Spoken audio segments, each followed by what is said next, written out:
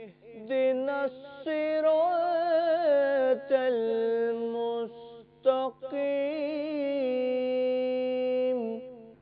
ایک بار پھر خوش آمدید جی ڈاکٹر صاحب، میں وہی سوال جس کی طرف علامہ صاحب نے اشارہ کیا، جس بات کی طرف کہ بھئی ہماری دعائیں کیسے قبول ہو سکتی ہیں، یعنی دعائیں قبول نہیں ہوتی، یہ بھی ایک مسئلہ تو ہے ہمارے ہاں، لیکن اگر ہم ایک امید کی کرن اپنی عوام میں، اپنے لوگوں میں روشن کرنا چاہیں تو یہ سوال بھی سامنے آتا ہے کہ دعائیں کس طرح قبول ہو سکتی ہیں، ان کا کیا طریقہ ہو سکتا ہے؟ دعا مانگنے والا سب سے پہلے اپنے ذہن میں یہ بات بٹھائے کہ جس سے وہ دعا مانگ رہا ہے مستجاب الدعوات ہیں، اور خالصتاً اللہ تعالی کو ہی اپنا خالق اور اپنا معبود برحق مانتے ہوئے اسی سے دعا مانگی جائے۔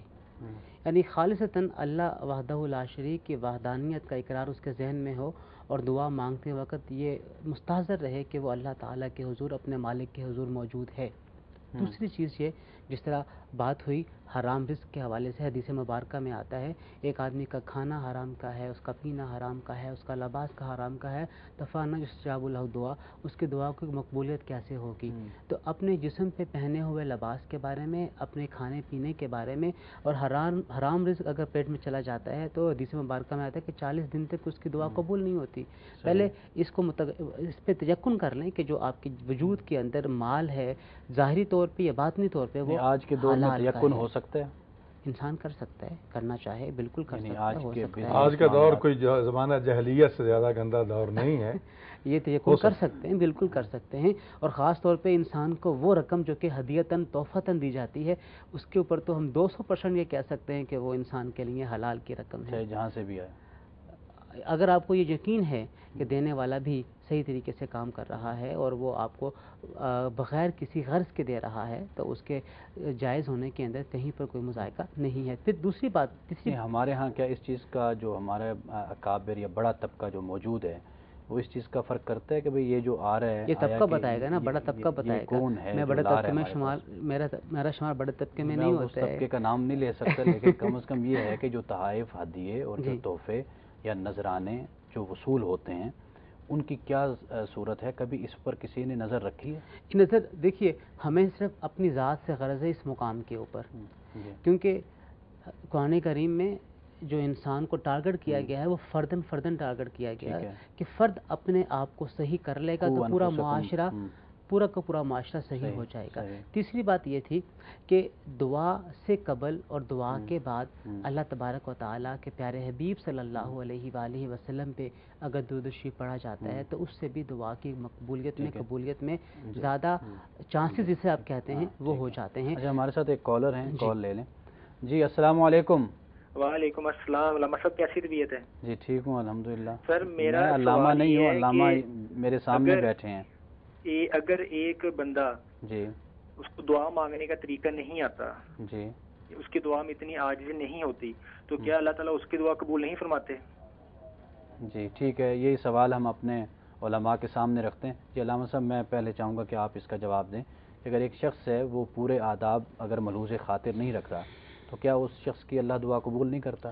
سب سے پہلی بات تو یہ کہ اگر وہ ان آداب سے آگاہ ہے اور جان بوجھ کے ایسا نہیں کرتا تو پھر تو بالکل صحیح، وہ ذمہ دار ہے، لیکن اس کو ان آداب کا علم ہی نہیں ہے اور خلوص نیت سے قادر مطلق کی قدرت کاملہ پہ یقین رکھ کے دعا مانگتا ہے، پھر جس انداز میں دعا مانگے وہ سمیع بصیر سنتا بھی ہے، قبول بھی فرماتا ہے۔ تو دعا کے حوالے سے جیسا کہ ابھی ذکر ہوا، میں یہی چاہوں گا کہ اس کا جو میں نے سوال ان کے سامنے حدیث میں یہ چیز متواتر ملتی ہے کہ وہ دعا جس کا آغاز بھی حضرت محمد مصطفیٰ صلی اللہ علیہ وسلم اور ان کی آل طیبہ پہ درود کے ساتھ ہو، اور اس دعا کا اختتام بھی اسی درود کے ساتھ ہو، تو درود بھی ایک دعا ہے۔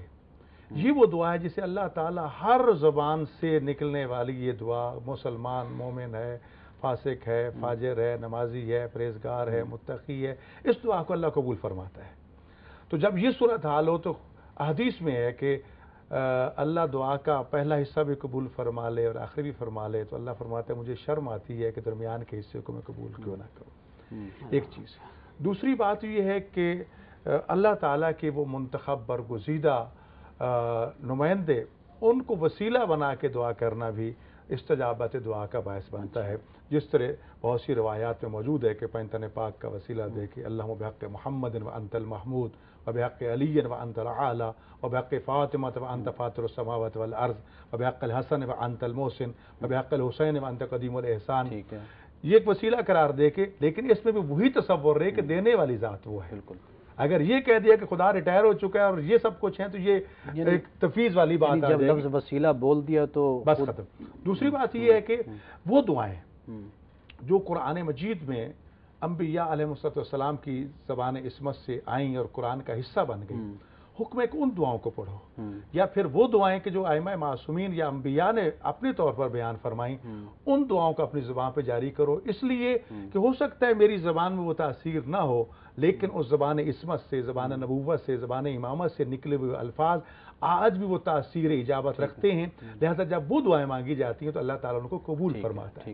پھر دعاؤں میں ہمیشہ خلوص پہلے ہے، اور اس میں دعائیں کی ترجیحات ہمیں خود سوچنا چاہیے کہ انسان دنیا آخرت کی کامیابی مانگے، انسان خاتمہ بالخیر کی دعا کرے، انسان جو دین پر ثابت قدم رہنے کی دعا مانگے. اس لیے کہ جگہ جگہ انسان کے پھسلنے کا خطرہ ہوتا ہے. دعاؤں کے لیے ایک میں تجویز کروں گا، حضرت امام زین العابدین علیہ السلام کا دعاؤں کا وہ مجموعہ جو زبور آل محمد کے نام سے پکارا جاتا ہے، صحیفہ سجادیہ کے نام سے پکارا جاتا ہے، جہاں وہ توحید کا ایک مرکب مجموعہ ہے، جو علوم آل محمد کا ایک خزانہ ہے، وہاں پر خدا سے دعائیں مانگنے کا بھی طریقہ ہے. دعائے کمیل ایک عظیم دعا ہے جناب علی ابن ابی طالب سے منقول، جس میں ایک انداز بھی بتایا کہ خالق سے کیسے مانگنا ہے.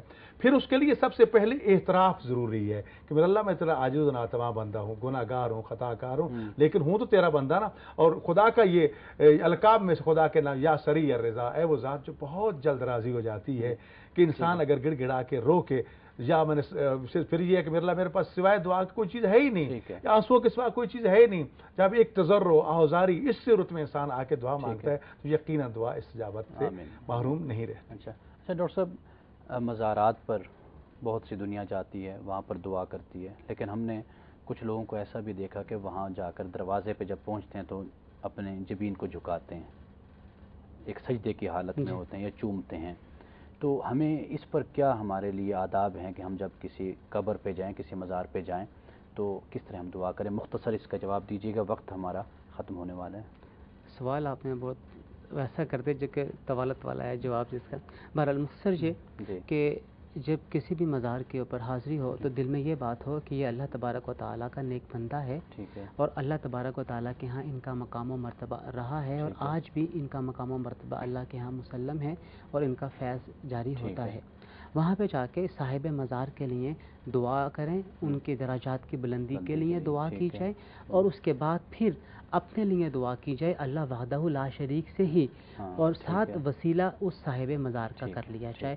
یہ ایک خاص ہے. اور طریقے کے اندر عظیم البرکت حضرت اعلیٰ حضرت امام احمد رضا خان علیہ رحمہ نے بڑی ہی اس کا طریقہ بتایا ہے کہ جب آپ پانتی کی طرف سے داخل ہوں تو سینے کی طرف آ کے سینے کے مد مقابل کھڑے ہو جائیں، ایک قدم دور کھڑے ہو جائیں، اور وہاں پہ جا کے پھر آپ نے جو بھی مناجات کرنی ہے، جو بھی قرآن پاک کا ہدیہ بھیجنا ہے وہ وہاں پہ تلاوت کیجئے، مناجات کیجئے. اس کے بعد پھر آپ واپس نکل آئیے. نہ قبر کے گرد طواف کرنا ہے، نہ اس کے آگے اپنے سر کو جھکانا ہے، اور نہ اس قسم کے دیگر امور کرنے ہیں جو عام طور پہ کیے جاتے ہیں. میں آپ دونوں حضرات کا بےحد شکر گزار ہوں کہ آپ تشریف لائے اور بہت اچھی گفتگو ہوئی.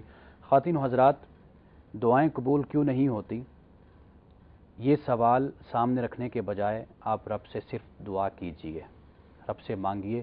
وہ سننے والا ہے، وہ دینے والا ہے، اور آپ اپنے دل سے صرف اپنے رب کو پکاریے اور اپنے رب سے لو لگائیے، تعلق قائم کیجئے. وہ اللہ تعالیٰ آپ کی دعاؤں کو اس دنیا میں بھی سننے والا ہے، اور اگر اس دنیا میں ظاہری طور پر آپ کو یہ نظر نہیں آتا کہ آپ کی دعائیں قبول نہیں ہو رہیں، تو یہ یقین کیجئے کہ اللہ تعالیٰ آخرت میں آپ کو ان دعاؤں کا بدل ضرور عطا فرمائے گا. انہی الفاظ کے ساتھ میں اجازت چاہوں گا. والسلام علیکم ورحمۃ اللہ. واحد راكع واحد ساجد ساعة الفطر ندعي المولى سحرنا يلا يا عم حسين رمضان سايبنا ورايح فين يا شهر واحد مش شهرين يا أحلى أيام عشناها بنودعك بدموع العين. رمضان ما تستنى شوية